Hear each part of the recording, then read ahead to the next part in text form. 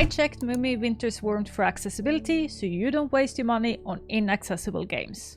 And this game is quite surprisingly accessible compared to Snufkin. You can play the game both with a keyboard and mouse, a regular controller, or a one-handed controller. Some menu navigation is easier with a regular controller, but all gameplay is fully playable one-handed. The game supports full button remapping and lets you use your system cursor. The settings are available from start and when you control the Moomin, but sadly they are not explained. This game is completely accessible for deaf and hard of hearing gamers, as all sound in the game is also indicated by visual animation, and you can adjust individual auto sliders in the settings. But for blind and low vision gamers there are some challenges. Moomin's white fur can blend into the snowy background, but he do have a slight outline. Sadly, there are no options to change or increase the outline or adjust contrast. The game also doesn't support screen readers or text-to-speech, but you can increase text size. You can turn off all text animation in the game, and there are options to make the speech bubbles last longer, which I enjoy as somebody who reads slow due to dyslexia.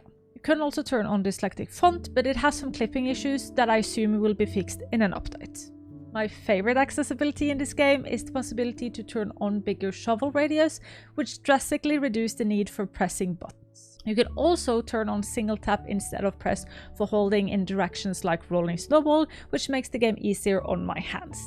And there are the possibility to turn completely off all the rolling snowball challenges. Navigation is also very easy, as you can place a marker on a map that is a little hand that points out where you need to go next. I also really enjoy the journal system, which makes it easier to track your active quests. There are no traditional difficulty modes in the game, but you can turn on simplified snowball fights that makes it easier to play games with little me, and you can enable characters to move slowly during gameplay challenges and stopping Sorio from running away from the wolves. You can also reduce the wind speed that gives you almost twice as much time between gusts of wind, or even turn all the wind off altogether. All in all, the game is simple, cozy, and fits most people and ages. My biggest disappointment is that none of this accessibility information is available before buying the game, even though the game has its own webpage where all of this could easily fit.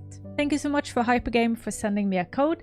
If you want to see the whole review, it's up on YouTube. Let me know what game you want me to do next and follow for more.